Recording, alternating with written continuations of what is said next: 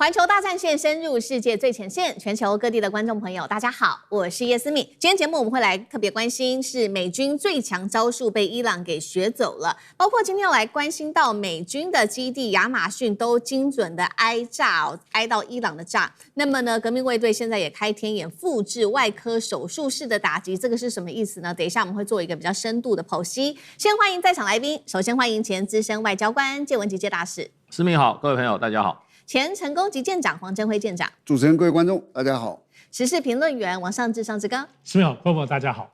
好，观众朋友，今天节目开始前，再次提醒大家，我们的环球大战线的会员频道已经成立了。如果呢，你想要获得最快速，甚至是最独家的第一手有关于我们的节目的国际资讯哦，赶快按下加入键，成为我们的战友。今天节目看到之前，一样帮我们按赞，并且分享，写下思敏我在哪一个城市收看，我会来跟大家互动。好，今天有关于美伊战事，要赶快来看到最新进度。川普总统最新放话了，高调的宣布说，美军啊现在是已经完全的清除所有在荷姆兹海峡上面的水雷。他说呢，现在啊，美国等于是100%的掌控了荷姆兹海峡，就算呢他不担心现在伊朗再丢下一枚水雷，美军也有能力可以迅速发现，并且把水雷立刻清除掉。真的是这样子吗？如果他说的100%掌握荷姆兹海峡，但是我们来看到最新的数字会打脸哦。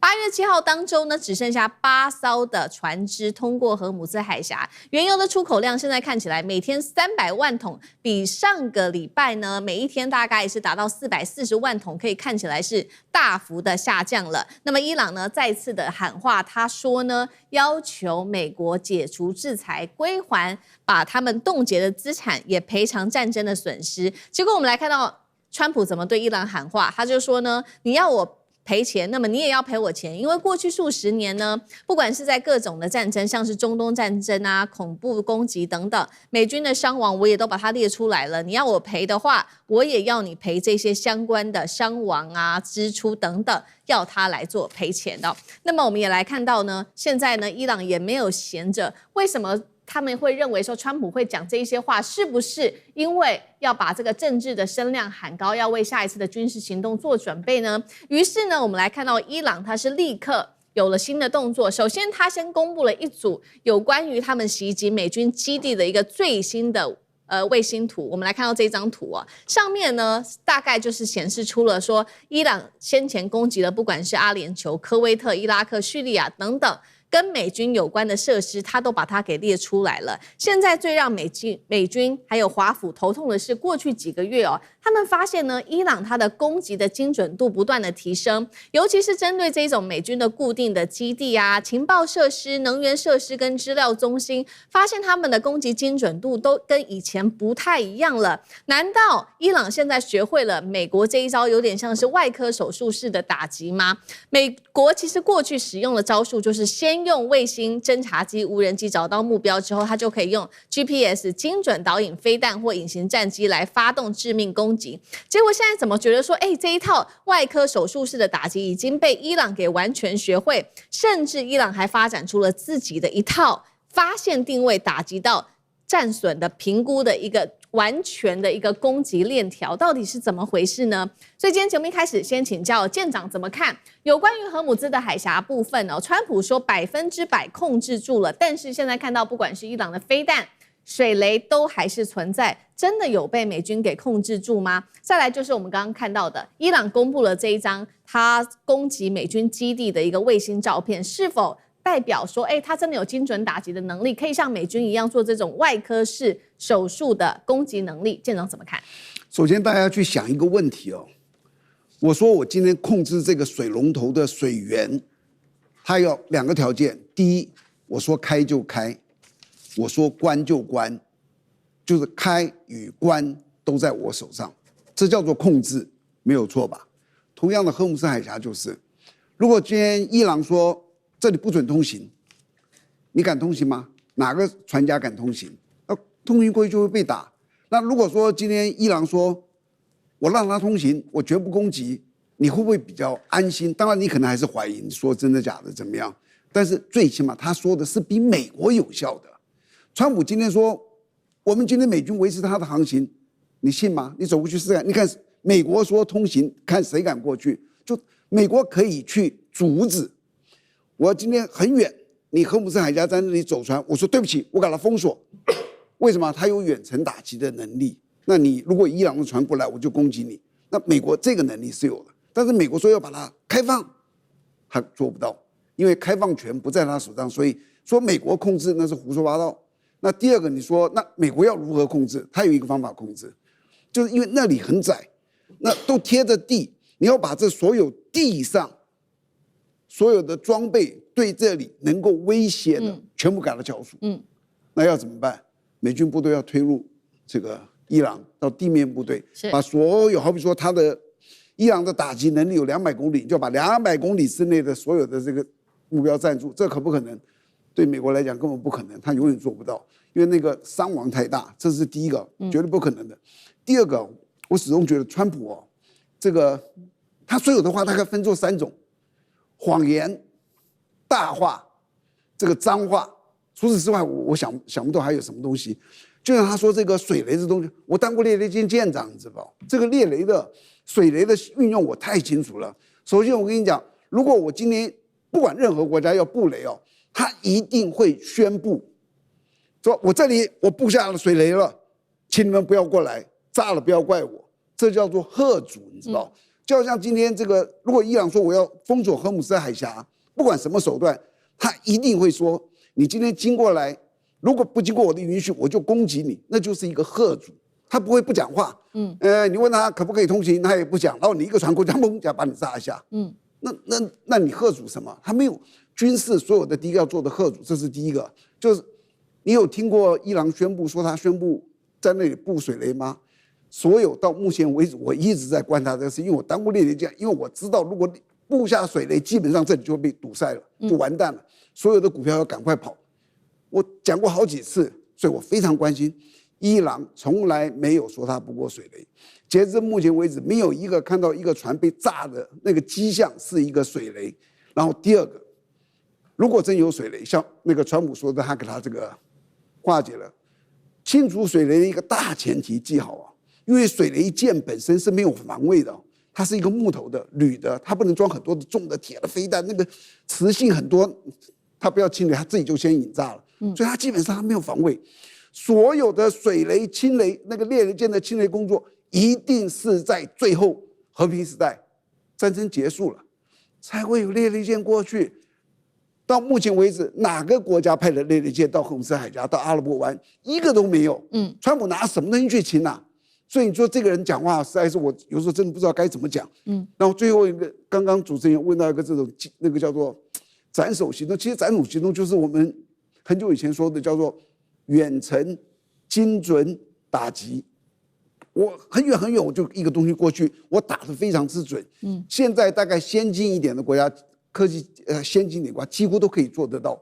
它最难的就是像刚刚主持人有说过，它有一个叫做击杀链，你要看得到，你要指挥得到，你要够得到，你要打得到。然后还有一个循环，我要知道说我打中了没有。那这一串的这个循环，目前伊朗大致上都已经做得到。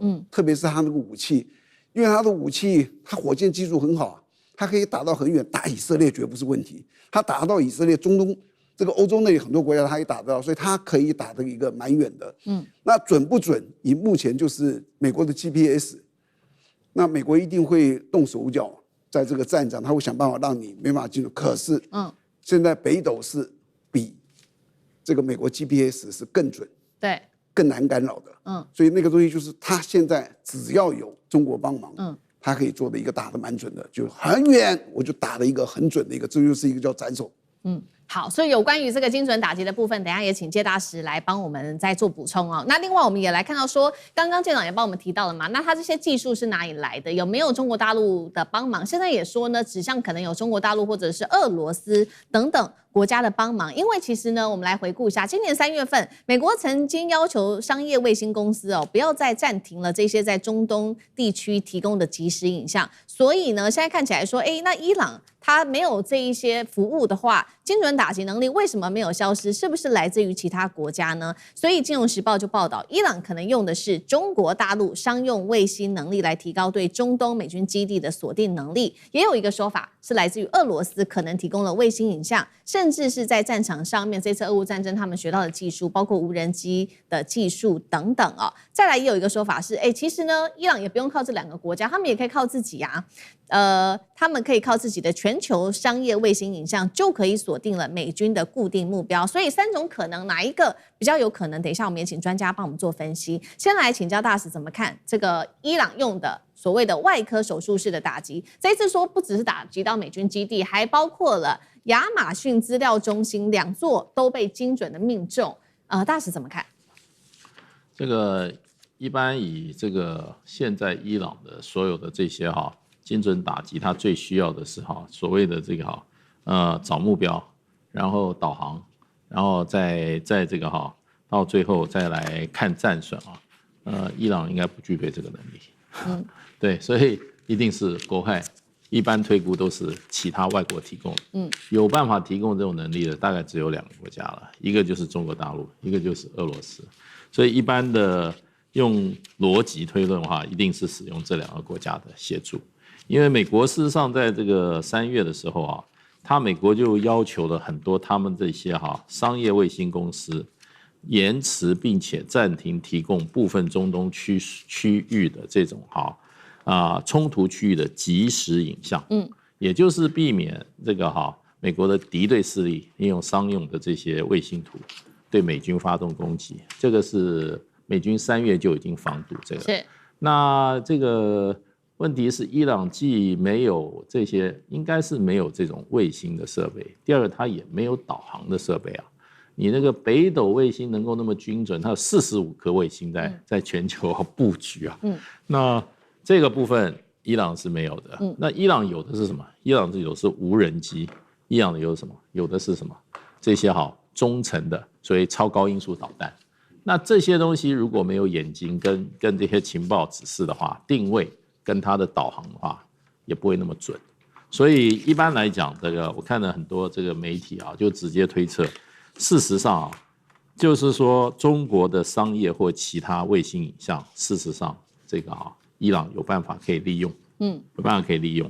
那么它甚至可以运用北岛卫星的加密的军事讯号，那么对于获得这个目标有一个很稳定而且精准的定位。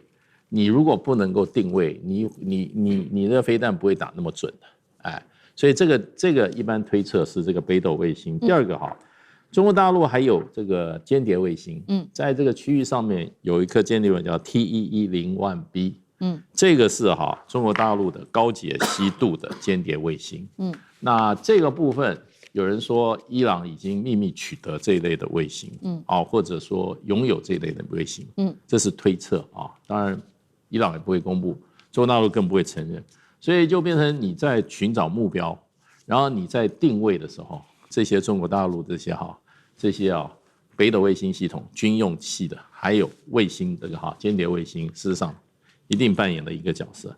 另外还有俄罗斯的，因为你这些现在不管你是导弹还是无人机，你要有抗干扰设施。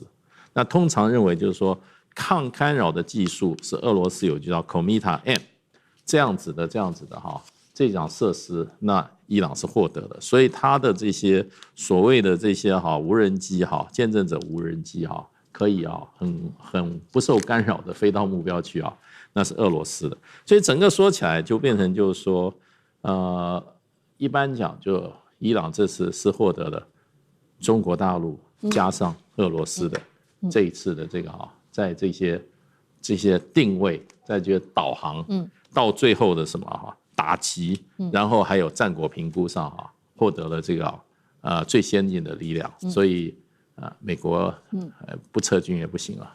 这也是为什么川普接下来不敢升级扩大这场战事嘛。一方面有中国大陆的北斗，还有俄罗斯的技术，不管是抗干扰的技术等等那上次哥又怎么看呢？好，我想其实中国大陆那边也有提到，就所谓他们的民间卫星的清晰度是难以想象的。但美国找不到证据具体提供但是大陆那边有提到说，现在最厉害的中国民间卫星是这样子，它有6个俄罗斯客户，所以伊朗是不是透过俄罗斯客户直接用？那你当然无话可说嘛。所以这个东西，美国虽然认为一定是还是有报北斗卫星，但你拿它没辙。然而，像我们确实比较说，在2月底开始，那么当时伊朗的这个包括导弹的精准度，跟后来我们想，特别是7月这第3波，真的不可同日而语的比较哦。但整理起来，其实还是我们不能只说只有卫星啦。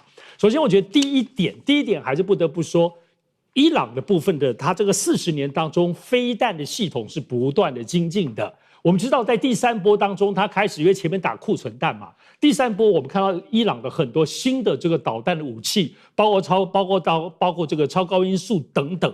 所以你可以看到，其实这里头，伊朗其实不只是他们研究的这些飞弹当中，比如说他们在末端也会改变轨道，就是说飞弹真的越来越好。除此之外，他们在用一些民间的这些商业的晶片，不再是采用军用晶片。我们知道军用晶片虽然比较稳固，有时候它比较落后，民间是很灵活的，特别它的精准度高。这都是伊朗自己本人在武器上当中，这些导弹本来就变得比较厉害。第二个，我们就刚刚提到卫星这件事情哈，那除了卫星，刚刚包括大使提到，包括北斗以及俄罗斯的这个格洛纳斯系统，它是一个多卫星系统的啦。所以它这个多卫星都可以接收有更多的校正，不仰赖 GPS。除了之外，它的抗干扰能力已经变得很好了。因为你还记不记得美军先前有大家说，这个伊朗的这个导弹碎片里头，他们找到这当中有俄罗斯的这个 Kometa 的这个防干扰的模组，那就表示说他们抗干扰好了，更精准了。第三个，还记不记得前阵新闻有提到，他不是要打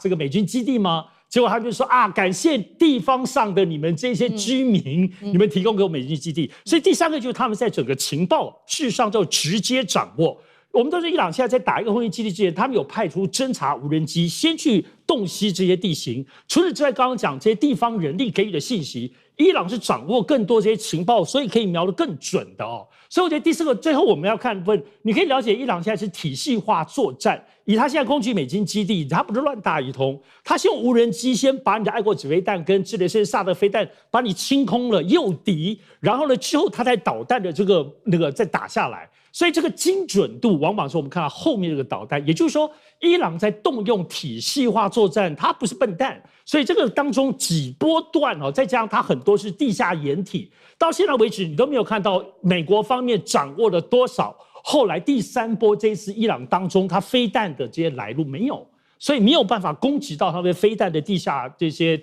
的这个洞窟的状况。我这些全部加起来就可以理解到，伊朗之所以能够更精准的打飞弹，其实是包括这些原因的。好，谢谢上次哥。那我们休息一下，马上回来。观众朋友们，我们要开会员频道啦！因应呢美中、中东还有印太的乱局，你看到的是新闻，我们看到的是背后谁在操控这个世界。加入会员可以取得独家视角的通行证，你将优先取得更深的观点判读，包括了核心真相分析、历史脉络拆解、局势推演逻辑。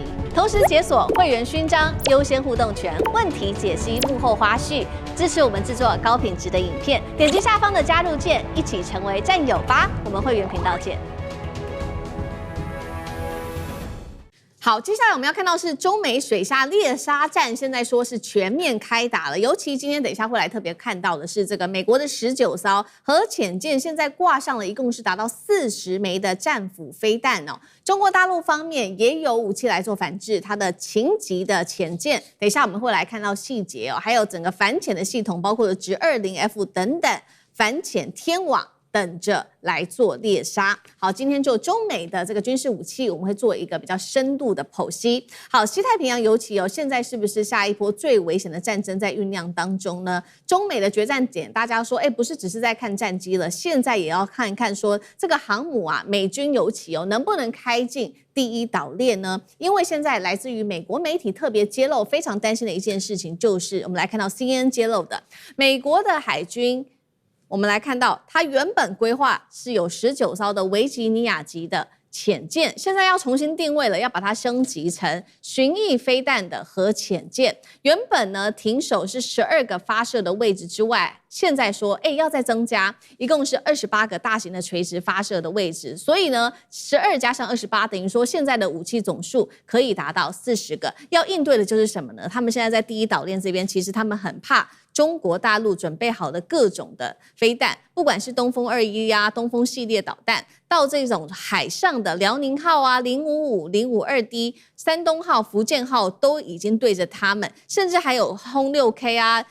隐形战机等等的，加上如果还有卫星啊、预警机、无人机跟远程的飞弹的话，等于美军的航母，你真的要进入第一岛链，真的是非常的困难的。所以美军现在怎么办呢？他们打算要把他们的潜舰先开进去，直接从第一岛链内部就来做布局，来防止中国大陆建立好整套的反区域拒止的系统。所以今天节目一开始，先请教舰长怎么看？美国原本规划我们刚刚提到了嘛，19艘是维吉尼亚级，现在等于说大变身，变成了叫做水下飞弹武器库，加上现在单舰它因为它升级了，一共是达到40个武器的总数哦，它的发射位置哦。潜入第一岛链，这样子会比航母还要更难防守吗？那中国大陆现在要守的反而是看不见的海底发射正位了吗？那舰长怎么解读？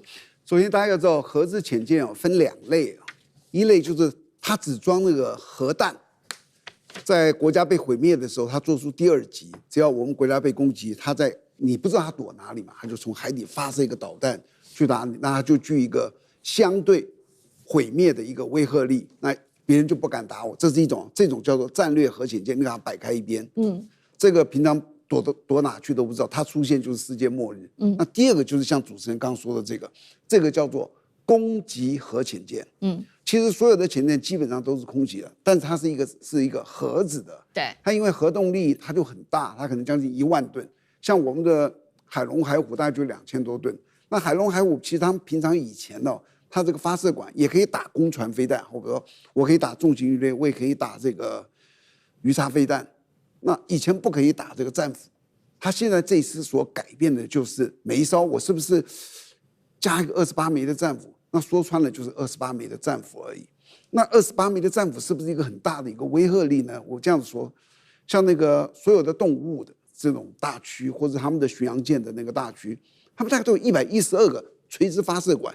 如果它可以装各种不同弹夹，如果通通装战斧，就是112枚。所以你说这个武器量大不大？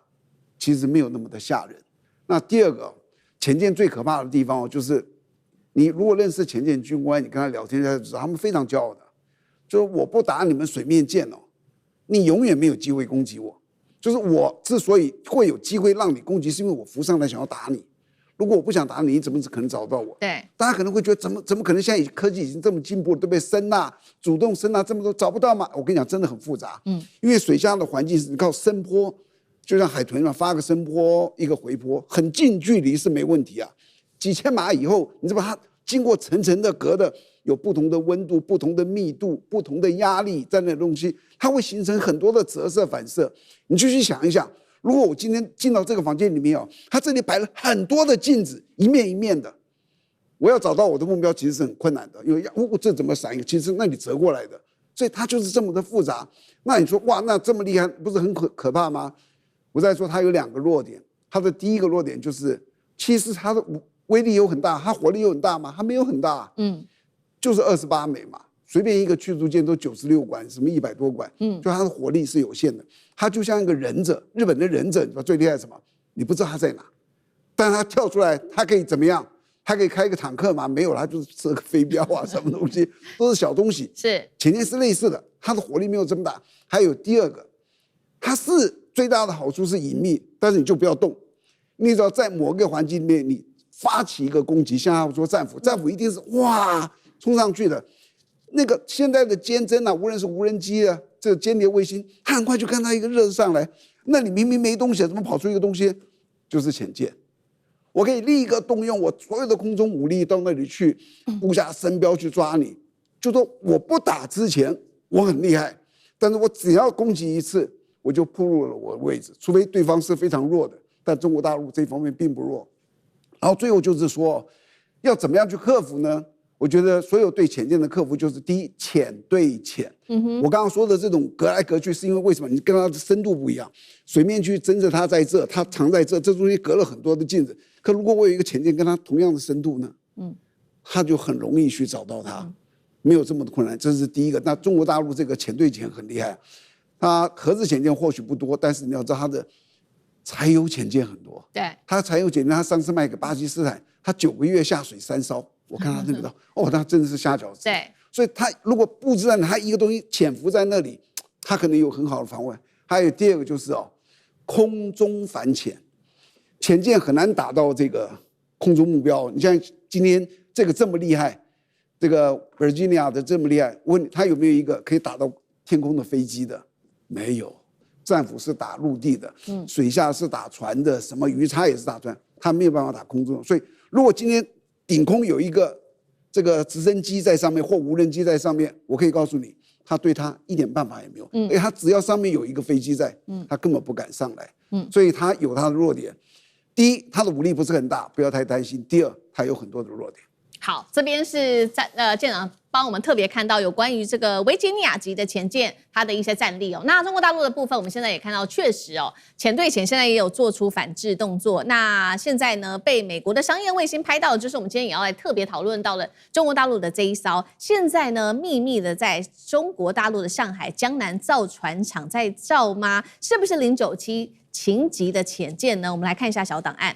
艇身长度120公尺，宽10公尺。现在外界关注的就是它的舰桥了。为什么呢？因为潜舰上方最明显的帆罩很明显被缩得非常非常的小，所以卫星照片里面几乎都没有办法看到。那这样子的一个功用就是它可以降低水下的阻力，减少乱流跟深穴，就很难被发现了。它这一艘潜舰是专门强化它的隐蔽跟猎杀能力的，这是它的第一大优点。第二大优点就是它有一个新的技术叫做核子钟，简单来说就是潜舰能够更加精准的进行长时间的水下导航，而且更久的时间它是不用浮出水面的，而且可以长时间都躲在海底，很难被发现。介大使怎么看？那这样代表美军的水下霸权还能维持多久呢？因为这个097现在官方没有资讯，那么都是民间在猜测，那还有就是这些西方的这些间谍机构常常说，他拍到的照片，然后就说097它上面的船桥很小是吧？然后就做一条大篇文章，然后长多少，那都在这个船坞里面照到的。这是在这个上海造船厂，过去中国大陆核潜艇都在葫芦岛这个渤海造船厂，那都在那边做。所以事实上的话，中国大陆现在我们以知道资讯来讲的话，核动力的潜艇还是以093、094，是094还有新型的094A 为主要的这些构成的这些船舰。那093它是攻击核动力攻击潜艇那么它是负责攻击的。094跟094A 呢，它是战略的战略核潜艇，它是负责什么？核战发生以后，第二波的打击，就确保相互毁灭的第二击。那所以这两种的话，事实上的话，现在中国大陆也承认。那中国大陆到底目前有多少个这个核潜艇呢？那这个我看了这个DW 那就是说这个德国方面的讯息他们说有32艘，32艘，可是也有人估计说大概只有一半的数目，因为这里面有2型的这个核潜艇现在还是很神秘。那西方很多这些媒体包括中国的这个军武迷也都说有看过那2型，一个095，一个096，认为都已经在服役了那就097传闻已经10年了到现在还摸不清楚它到底是什么样何方的来历可是就是说，美国是核子动力的潜艇加起来有71艘，中国大陆说，那德国方面讯息说有32艘，这个反正中国大陆从来这个高度机密，从来也不回应，从来也不会进一步说明。可是095的话，它也是攻击性潜艇，096是战略潜艇。那我们现在讲到097呢，它是一个攻击性潜艇。那这里面就是说，有人传言说这097。它在海水面下的航速到100节，哇，这个是非常恐怖的一个数目。这个数目，那这个可以飙车的那种。可是它的动力呢，它有一种新的技术叫磁流体推动技术。你知道现在比较新的这些合金，它是已经不用螺旋桨，它是无轴拱喷推进。这种好处是什么？动力大，声音小。所以这里面就是说很多新的技术都在传闻当中。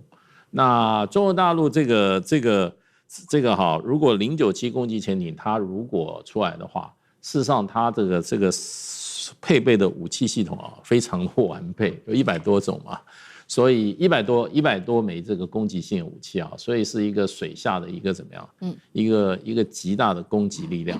那这个绝对对美国的水上部队来讲的话是极大的威胁。而且核动力潜艇你要知道，它一个特色跟传统动力潜艇，它的航程是无限续航的。对，它不需要加燃料的。它可以在水底下待很久。甚至它水底下它可以潜航的这个097的，它可以潜的深度是传闻是800公尺。那你怎么找到它？对，所以我觉得中国大陆跟美国现在就在拼这个水下的战斗力量，而且这个中国大陆可以说赶得非常的快。现在不管是095、096、097这些新的这个核动力潜，现在都传闻了10年以上，那就是还没有看到。都是在猜测，我们这边我们很多报纸也常常登，那中国大陆都不吭气。那不过一般的推测，中国大陆在这方面是加快速度，在改善跟美国的差距。好，现在我们刚刚看到的都是在水下的这一种立体的反潜网。其实中国大陆现在建立的是一整套，不管是从我们刚刚介绍到的一系列水下之外，还有水面跟天空的。那我们现在也来看到2款是天空上面的反潜武器。第一款要来看到的是升级版本的是从 Y9 反潜巡逻机升级版本成 Y9FQ 的这一款战机。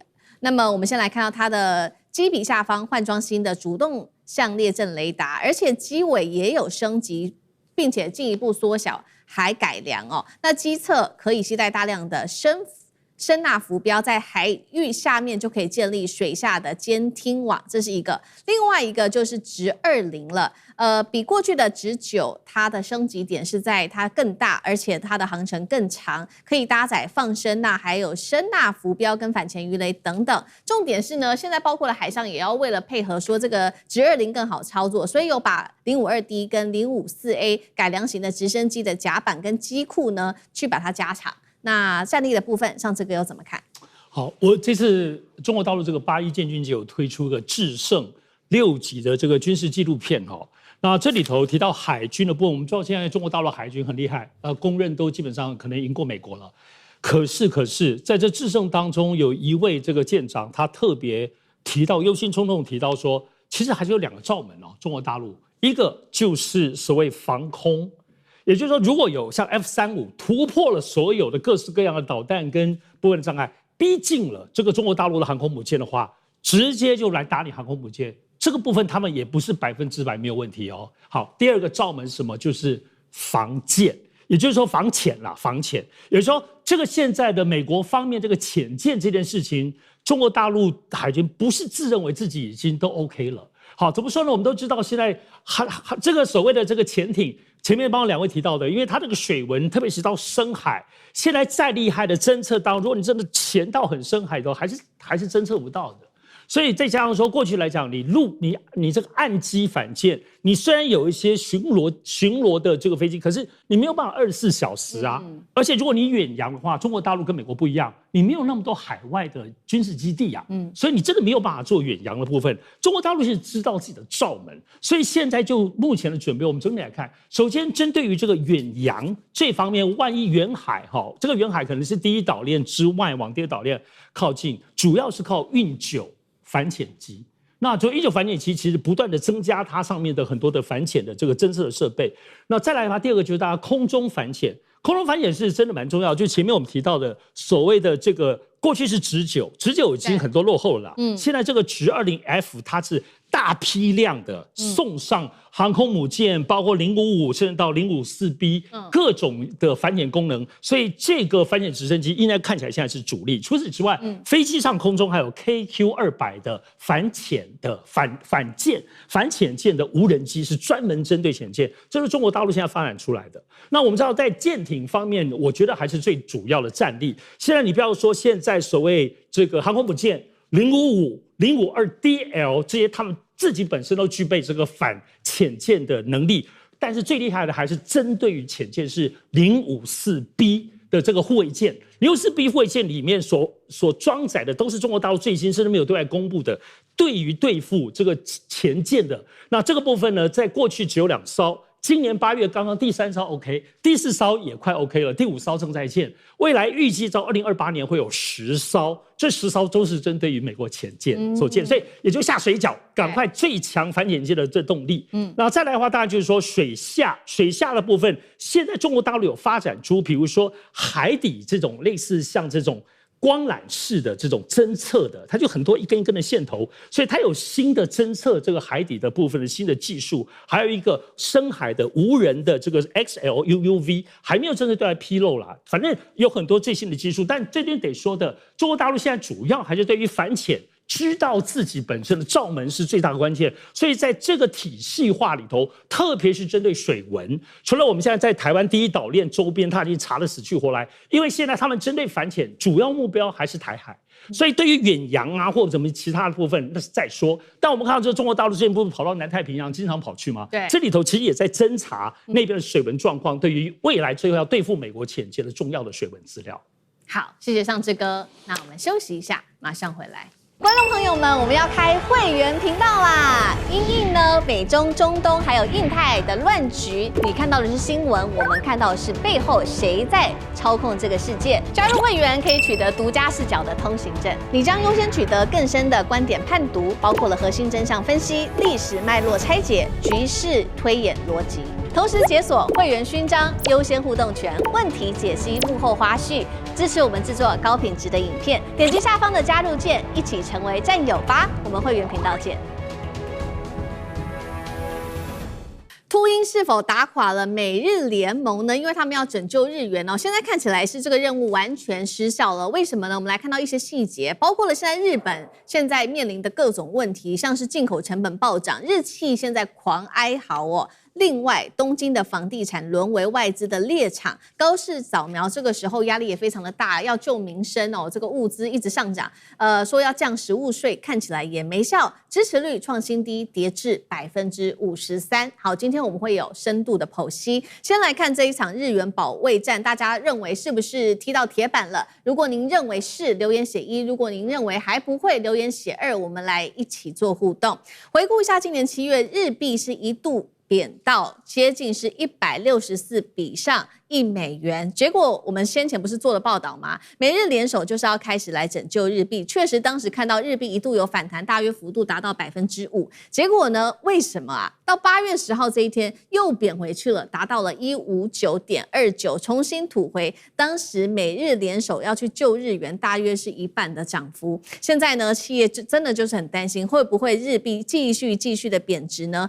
日本企业内部其实做了一个调查，他们认为呢，20%的企业说最好的价位就是大约是落在120到124日元兑上1美元，跟现在我们来看到这个数字159，真的是差得非常多。他们认为说这样子企业跟民众啊，可以说是苦哈哈。确实，我们看到立刻对于产业界还有对于民生的冲击，在日本内部已经开始一系列爆发。首先看到优衣库的母公司已经宣布了，受到日元走贬的影响，成本大受影响，所以预计呢，即将到来的秋冬商品就会开始做价格上面的调整，涨幅大约是落在4%。三菱电机同样也是日本一个非常重要的一个企业，过去他们靠着出口赚得饱饱，但是呢，他们现在不这么认为了。他们的财务长是这样说的：弱日元不代表日本的经济就可以一切的顺遂，为什么呢？因为日本还是长期靠着能源跟原物料、食品来进口的，所以呢，你现在这些进口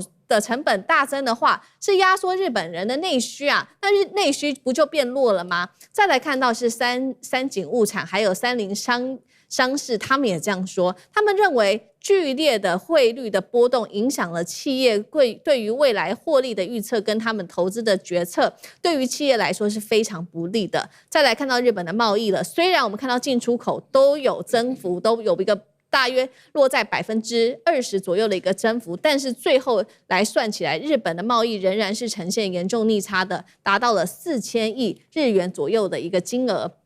那么我们也来看到，尤其小老百姓现在也非常的压力很大，吃的、用的、穿的全部都开始涨价，那压力现在也就压到了日本首相高市早苗的身上了。他说：“好啦，那赶快，我们呢马上要来降食品的消费税，从8%一口气降到1%，而且最快2027年就可以上路了。这样子也可以救回他现在低到不行、创史上最低只有53%的一个民调吗？”这个要持续的做观察，所以今天节目一开始先请教介大使怎么看。首先是为什么日元干预了，日美都干预了，还是守不住？接下来对于日本这个日币不断的贬值，对于民生的压力，包括我们刚刚看到嘛，这个优衣库啊，日本家庭的薪水，还有很多企业都开始抱怨，这个对他们的重击又有多大呢？介大使怎么看？对，其实日本这个日元不断贬值的问题哈，有2个根本因素，这个现在日本都没有办法解决，这2个根本因素都是怎么样？就是 beyond control， 就是控制不住的，日本控制不住。第一个，它跟美元的利差太大，对，所以这个套汇的话，让日元承受很大的压力。大家就是说，等于说这个卖日元买美元，对，去套那个利差，美元大概现在可以拿到将近4%吧，日元这个汇率大概只有。它的这个利息只有这个1%，所以利差差3%。这个对日元是形成沉重压力了。对，所以这个问题不解决的话，那这个问题的关键问题就没有抓到。解决这个问题的关键没抓到。可是日本政府已经它的国债已经是它的 GDP 的那么2.6倍了，所以呢，这是无法解决的，因为日本现在政府这个欠债这么多的情况之下，你要增加利息的话，那日本政府的财政会垮掉。而且日本还有一个大家还不太，他们最近不太提的，最近几年不提的，日本有25家叫僵尸企业。僵尸企业就是你这个产官学一体搞出来的，它都依赖什么政府的政策，甚至这种低利率。那么它能够存活，现在是1%的利率，它还债的时候它还不会吃力。你如果说你要提升你的这个利率的话，那一大堆日本的僵尸企业25万家倒一半的话，那就是连锁效应，对日本的经济可以说是几乎致命的打击了。那所以这个问题不解决的话，没办法解决。第二个，这种所谓的汇率是反映它的经济的基本面，日本的经济基本面很差没有竞争力啊，新的产业几乎全部空白。日本人睡觉睡的不是，知道他不是失落了20年日本是睡觉了20-30年。被美国人欺负的时候又不敢还手，美国把他的这个所谓的芯片产业打光啊，对，交给了，可以说在这个过程中，韩国跟台湾的兴起，让日本在这个方面扮演极不重要的角色。那你说这些芯片制造有日本的吗？日本还靠我们台积电呢。没有台积电，它现在还没一席之地了。靠的最后只有什么光刻胶。那你有 HBM 吗 ？HBM 都是韩国的。对，所以那逻辑晶片对不大部分是我们台积电的，日本有厂吗？日本没有。那另外一方面，新能源方面、应用方面没有啊。新能源汽车的话，你有吗？而日本今年上半年。去年1年才卖了400万辆车，今年中国大陆上半年就已经超过700万辆，这个外销，所以它的这个市场都不断的萎缩，也没有新的产业。那 AI 你有听过日本吗？日本有什么大模型？没有吧？没听说过。所以日本是经济是一片问题，再加上人口老化，它的这个整个的这个产业愈振乏力。而日本经过失落30年的时候，它的产业非常不敢投资新的。它基本上它是希望怎么讲？它赚钱要干嘛？不是扩展新的，是赶快去还债。所以呢，他们很在乎是利率，所以就日本经济这个结构性问题是一点办法都没有。所以那变成就是说，美国出手救一下，你能慈禧救吗？只能救急，不能救穷。对，日本是穷，日本不是急，所以呢，穷的问题还真的没办法。所以现在回到快160了嘛，有很多人就看到大概170也好为时不远了。好，现在也包括了这个内需不足，还有这个债务的问题越来越高，所以呢，现在看起来是不是现在外资现在包括了日本媒体都很担心说，反而是都是外资在买日本它的一些建物啊，包括了来看到是最新消息，日本的国土交通省相关统计，在2025年上半年居住海外的台湾买家在东京23区竟然是购入了192户的新建公寓，比前一年还要多出了80%。这个资金很多都是来自于海外的，不断的去买东京的房市数字创下新高。日本媒体说，东京可能已经变成全球资本眼中的一个重要猎场。现在是外资在这边大捡便宜吗？上次哥怎么看对于日本的影响？好，今天主要就是日本贬值这个状况来讲，并没有真的结构性的改变啦，所以日本的里面的东西，如果就外币，你拿美金，你拿台币，你拿韩元，你拿人民币去买，就是便宜嘛，它就是真的很便宜。那先前其实有包括统计房子，就是大概跟去年初的时候相比，大概就少了，最高可以少1/3那日本的房子，你说也是几千万，当中少1/3，你可能就已经省了上千万所以其实就这么简单的概念。也因此，现在我们都知道，接下来可能9月、10月的时候，日本的包括观光客到那个地方会有出境税啊，然后你那个 duty free 的部分，以前你在美妆店里头就把你扣掉了，未来你就要辛辛苦苦到机场去退，有很多的麻烦。那基本上它就让你这个外国人来觉得日元很便宜，乱消费这件事情，它还是帮你设一些门槛，然后抬高了很多的要缴日本的这些规费。但会影响到大家去日本买便宜货吗？我相信不会的。不过我觉得我回过头还是要看一下日元我想日元现在是这样的状况，在7月30、31号美日联合干预，这个还是这个很重要的一天。当天美国出了100亿，日本出了大概770亿左右，大家联手干预。好，当时其实是从原来我们知道163贬的163.8，这股点一下子就是升值了大概8.6元。历经10天，现在又回去，又回贬了4.1元，一半就没了，就这1000年的钱就一半又没了。好，但是我们现在在关心这个部分是慢慢的又贬回来，但是其实美国不是出重手吗？到底怎么回事？我觉得现在其实大家在观察，是不是这些所谓的国际秃鹰，还是这种投机的钱，还是不相信这些美日干预的效果？要知道，不是说的干预的时候，日本就贬嘞，它干预是一个介入，可是日本央行还没有升息所以真正的要稳定还是要等到升息。不过我觉得大家注意到，日本到现在的状况，因为作为日元便宜套息交易，你钱都去存美元，你就可以赚3点多%，甚至最多到4点几%。而且日本的银行、国际银行都在做，也不是只有投资的这些秃鹰。大家现在关注的是这种空单。要知道，在国际期货当中，美国这个期货交易委员 CFTC 就其实在紧盯，因为为什么日本会贬？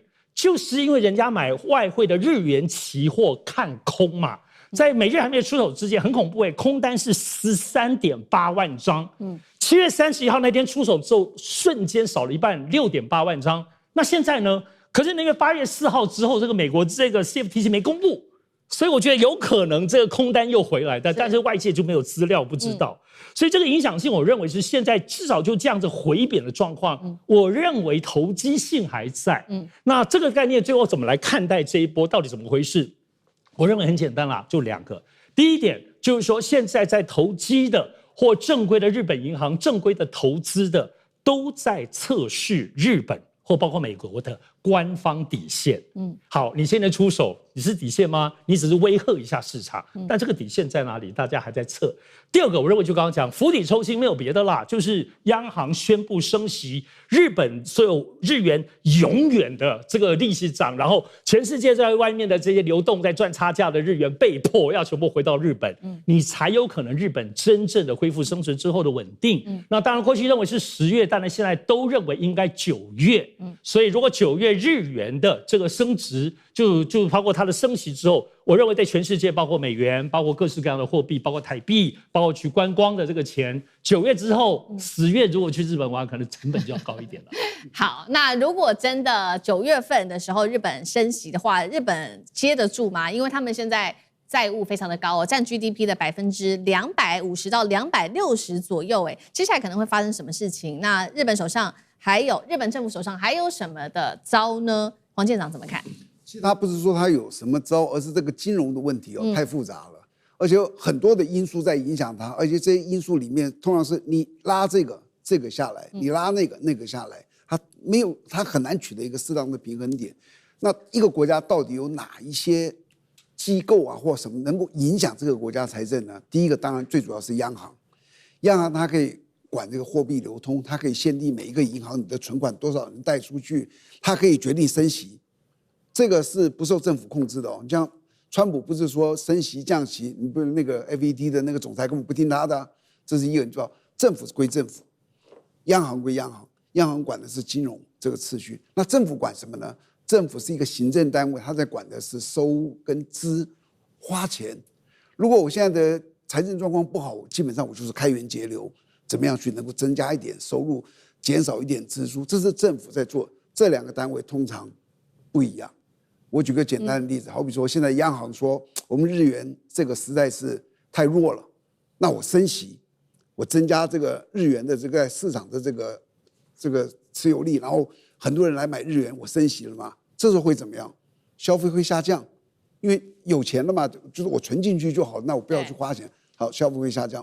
反过来讲，那政府他关心的是民生啊。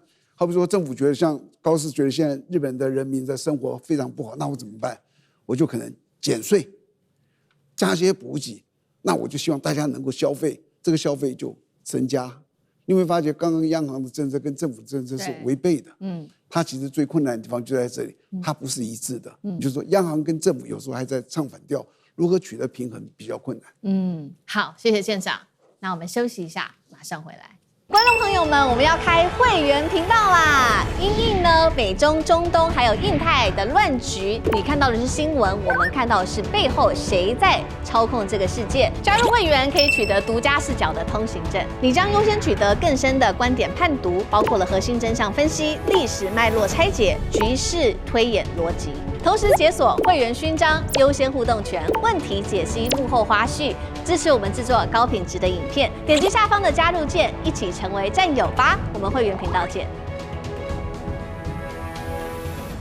好，赶快来看到语数IPO 现在真的是抢疯了，而且呢，民众去疯抢语数，现在中签率超级低，只有0.018%。左右那么中签率只有2%，但是呢，如果你真的成功抽到了一张，可以大赚20万元。中国现在另外一方面要来看到是拿下了97%的全球人形机器人市场的出口。美国现在急着封杀，是不是太晚了呢？今天来看深度的剖析。好，中国的股市掀起的大暴动，因为呢最新消息，上千万股民都在抢一个机会，就是中国人形机器人的第一股，也就是语数科技，它正式的 IPO 了。这一次预估呢，它的这个募资金额是61亿人民币，上市之后，语数科技的市值高达了人民币610亿，换算美元90亿美元哦。那为什么股东都要抢着去拿到他的这个股份呢？就是因为你现在看到987万个账户都要去抢，中签率只有万分之几而已，比长兴科技当时 IPO 的时候只有的26%还要更低。市场估算说，如果你真的中的话，可以现赚20万人民币的大红包那我们也稍微来看一下目前的语数科技它大股东的结构，一字排开都是这些超级的资本大咖，包括了美团、红杉中国，还有腾讯、阿里巴巴、蚂蚁集团、DeepSeek 等等代表了一件事情，语数不只是一家机器人公司，也代表中国大陆整体从 AI、云端、网络物流、汽车资本一起压住的机器人团队。这个背后所代表的股东，是不是也代表他们非常的看好语数科技呢？上次哥怎么看？好，在8月9号，刚刚在央视播出的，那实际是在7月18号的举行的一个中国 AI 盛典。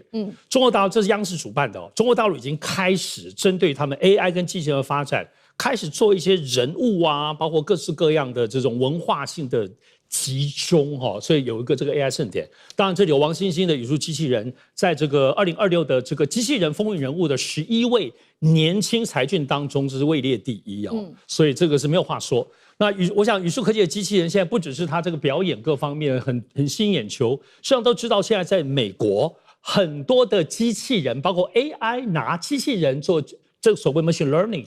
都是用语数机器人，也就是美国很多地方包括造不出机器人，所以他们用语数的，然后里头的脑子是用他们的软件，所以要知道，所以现在语数的这个潜力是很厉害的。中国大陆现在在这一次，我们都知道，你很难想象哦，中国大陆竟然有超过11万家的机器人公司，所以当然会有泡沫，里头也都很卷，也在竞争。里头很多并不是像语数是做全人型的机器人，有的是只做手啦，只做关节，有很多其实是供应链。但是不得不说，语数现在要正式启动 IPO， 它要上市了哦，它应该没有疑义的，它是中国的所谓机器人第一股，就最厉害，如同前面的长兴储存一样，甚至现在全世界当中也都在关注，所以大家其实为什么会盯它的这个投资的金主，就要看里头有没有美国的钱或等等。好，到时候大家其实没有哈。语数科技这次 IPO 当中，王星星个人包括他的员工，大概加起来35%左右他的持股。另外呢，相关的产业刚刚讲，美团是最主要的10%，然后包括小米、经纬、腾讯、阿里这些都是企业。可能会用到机器人的夯装加起来，其实包括美团在内，大概约20几%。除此之外，就是大概讲所谓的这个中国大陆最主要的民间最大的红杉资本、中信证券，这里头其实占的大概也是10几%。而中国大陆国家基金在这里大概在6%左右，有包括北京机器人基金跟深圳创投。深圳创投当然投很多哈，我下个月要去深圳转投，去看他们投了哪些新的东西。除此之外，大家比较关注的是什么 ？DeepSeek。对，DeepSeek也投他们了，投一点。除此之外，还有包括中油跟南方电网，你可以看到哦。所以这里头其实是个非常均衡的语数机器的布局，国家资金、民间基金、产业基金，包括 DeepSeek 跟它的这个联动，还有电力的。所以你可以知道，看起来其实王兴头脑很清楚。过去来讲，首先他自己还是持有最大的股份35%，所以没有人可以挑战他现在要求的发展，或要把这钱拿来做什么样的投资，大家都要听他看你怎么发展，不会有资本方介入它的这个发展的方向，都会尊重的。但是，而且它的产业布局，甚至跟一些大咖合作，包括像 DeepSeek， 包括像腾讯、阿里哈，而且它的比重，为什么美团会在里有10%？除了这个美团在语数在一开始很早以前就投它。大家真的是老朋友啦，大家也思考美团未来要用人形机器人，有很多想象的空间。所以，这个 IPO 我们看到的不只是它的资本的这个结构的变化，主要也可以看到它未来资本所驱动的发展方向。好，所以我们看到语数科技非常的具有代表性。在 IPO 之后呢，大家也在检视说，目前到底中国大陆的机器人整体的表现到底怎么样？那其实真的是非常的亮眼，可以说席卷全球来形容。来看到一个市场机构最新的估算，光是今年上半年人形机器人出货量是1.91万台，是去年同期已经暴涨了3倍。关键来了，中国大陆的出货量占全球达到了97%。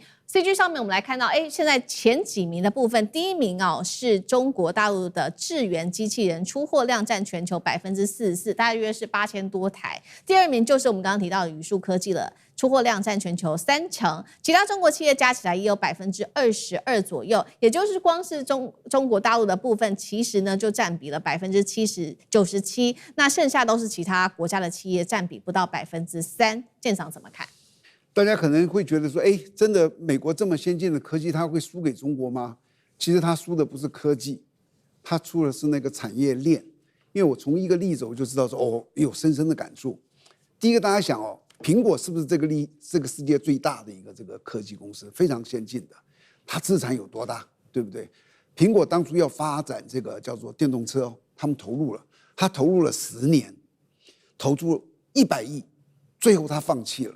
他当时放弃的时候，那个总裁就有讲说他为什么放弃，我就很特别注意看。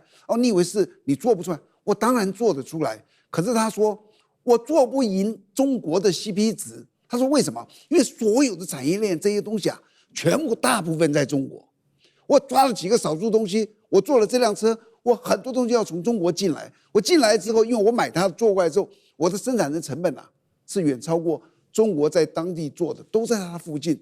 那我怎么拼得过它呢？我拼不过它，我干什么？我越投资我越亏，所以他最后放弃了。我从那个东西看到，我就发现，包含这个无人机，包含现在这个机器人，通通是一样。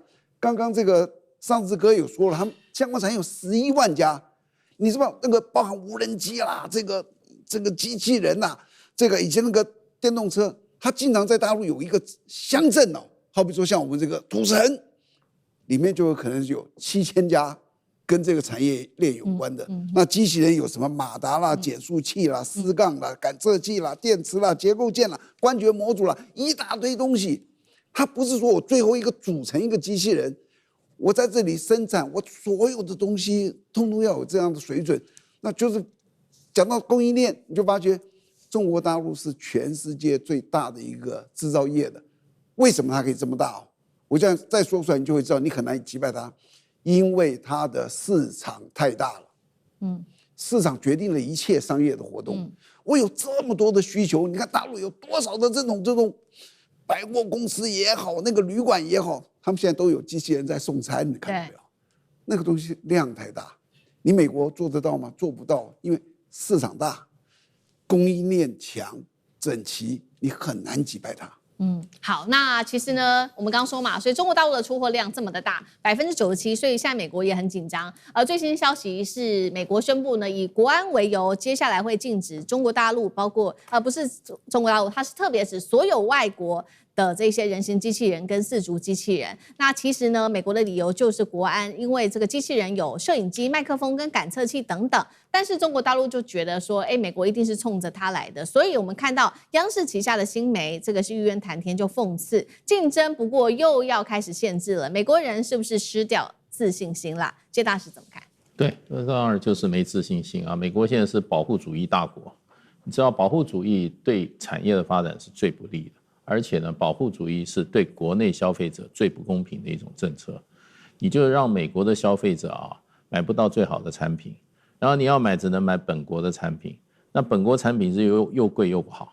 你就是说让消费者拿更多的这些他们的花更多的钱去补贴一些烂公司，那最后这种烂公司呢，它最后还是倒下来，可是消费者就被他们剥夺了，他们赚到的钱都是消费者拿的钱。因为美国只要提高关税，不准你进口，那你只能买到美国产品啊，谁去买？美国消费者去买。美国政府没有花1毛钱是没错，可是你在慷谁之慨？慷美国消费者之慨。所以保护主义是一个非常坏的东西，既提升不了你的产业，你还在剥削你大部分的消费者。所以我们作为一个消费者，应该禁止任何政府采取保护主义。保护主义就是怎么样？比如说我们台湾的汽车好了，我们现在要增加多少？我们的关税17.5%，然后呢，我们还有什么？还有消费税，还有什么一大堆税，奢侈税，这些东西基本上是谁出？是我们消费者出，谁获利？汽车业获利，汽车业都赚饱了，我们消费者还要去补贴它，所以这个合理吗？你的汽车造出来世界品牌了吗？没有啊。这些代理公司通通赚大钱，谁的钱？我们台湾消费者的钱。所以呢，这个是最坏的东西。谁要采取保护主义的话，谁就是什么，就在强害你自己的产业。那而且造成社会不公平。那美国说出来这次这次进中国大陆的这个人形机器人跟四脚的这个机器人基本上都不看好。美国的业界都不看，他说你只能争取有限的时间，让美国的产品给他一个时间让他赶得上来。可是赶得上来，赶不上来。对，那而且呢，事实上的话，美国的这些产业的话，它必须要跟中国的制造商产业链来连接，它的这些有好的 idea 才能够商品。